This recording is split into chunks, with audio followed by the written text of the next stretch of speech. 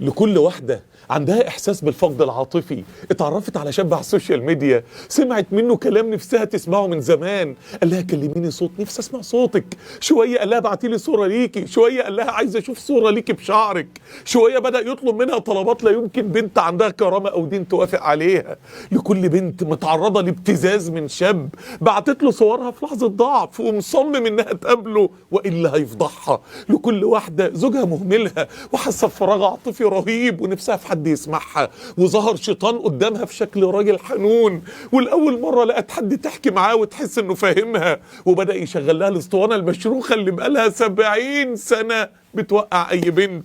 انت شكلك زعلانه، عينيكي مليانه حزن ليه؟ طب خلاص براحتك، لو حابه تتكلمي اتكلمي، لو عايزه تحكي احكي لي على اللي جواكي بالتفصيل. وبدأ يلعب على عواطفها بكلام 99% من النساء ما بيقدروش يقاوموه. اقفلي الموضوع من بابه، ما تفتحيش على نفسك باب جهنم. لكل واحدة اهلها مش فاهمينها ولا حاسين بيها، فما لقتش حل غير انها تقفل على نفسها الأوضة الوحيدة طول اليوم، وعايشة مع التيك توك وفيديوهاته طول اليوم. انا بكلم كل واحدة او واحد وقعوا او بينهم وبين الخيانة الزوجية خطوة واحدة بس. انا بكلم كل صاحب مصنع او صاحب شركة بينه وبين انه يقع في الزنا مع واحدة بتشتغل عنده خطوة واحدة بس. لكل واحدة قالت زوجي هجرني بقالي شهور ونفسي في حد يهتم بيا. انا بكلم كل واحدة بتبني علاقة مع واحد غير زوجها وفاكرة انها كده بتنتقم من زوجها ومن اللي عملوا فيها، وهي في الحقيقة بتنتقم من نفسها. لكل شاب بيحاول يقيم علاقة مع بنت الجيران او مع زوجة جار من جيرانه، لا خايف من اصول ولا مراعي حرمة جار ولا خايف من غيرة ربنا من فوق 7 سماوات على محارمه.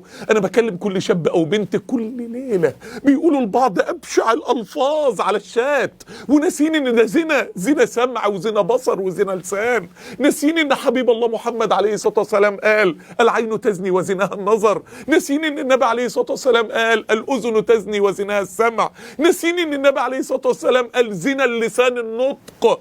أنا بكلم كل واحدة زوجها اتجوزها شهر واحد بس وبعد كده سافر بره بالسنة والسنتين يشتغل بره وسابها، لأن الشاب عايز يتجوز فوق إمكانياته، فبيبدأ حياته مديون وعليه اقساط وجمعيات ويجري في ساقية وينسى زوجته واحتياجاتها النفسية ويسيبها قدام التيك توك والنت بالسنة والسنتين. انا بكلم كل واحدة وقعت في ايد واحدة شعارها في الحياة يا بخت من وفق بين راسين في الحرام. انا بكلم كل بنت عندها تطلعات مادية كبيرة نفسها تصرف وتجيب فلوس مهما كان الثمن، مهما كان الثمن.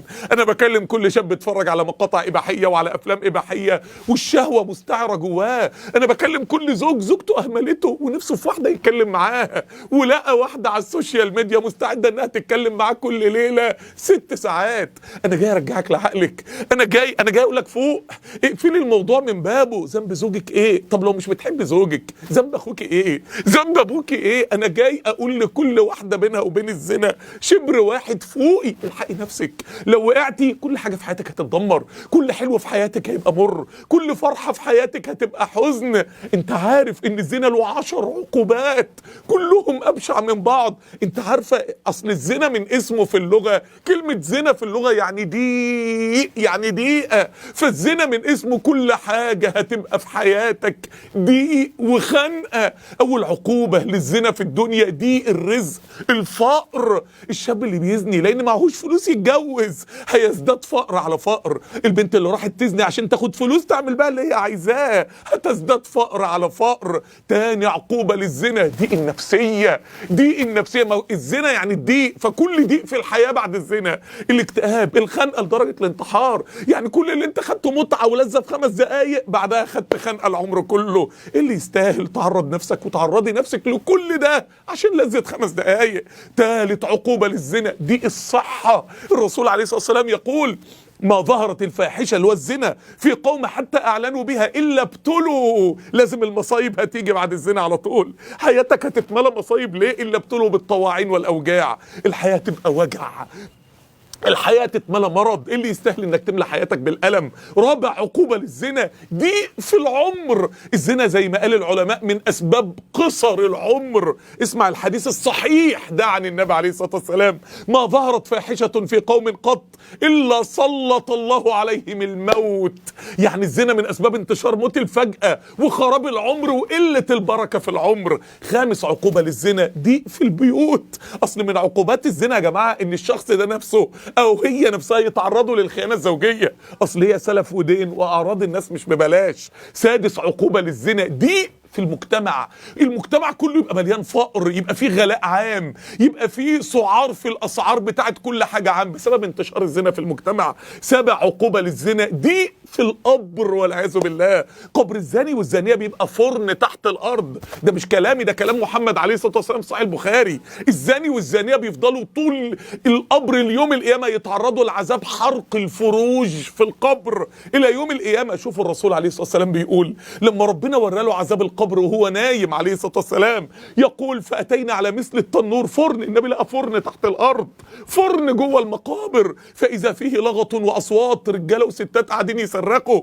الرسول صلى الله عليه وسلم يقول: فاطلعنا فإذا فيه رجال ونساء عراه وإذا هم يأتيهم لهب من أسفل منهم. يعني قاعدين يتعرضوا لعذاب حرق الفروج. فالنبي عليه الصلاة والسلام قال: ما هؤلاء؟ قال: هؤلاء الزناه والزواني يعذبون إلى يوم القيامة. عذاب مستمر في فرن تحت الارض اليوم القيامه. تامن عقوبه للزنا دي يوم القيامه. اصل النبي عليه الصلاه والسلام يقول: لكل غادر لواء يوم القيامه. اللي غدرت بزوجها، اللي غدر بمراته، اللي وقع او اللي وقعت في الزنا وغدرت بابوها واخوها هتتفضح يوم القيامه وهتبقى مش عارفه تودي وشها من الناس فين. اللي غدر بجاره وخانه مع زوجته هيتفضح قدام الدنيا كلها يوم القيامه.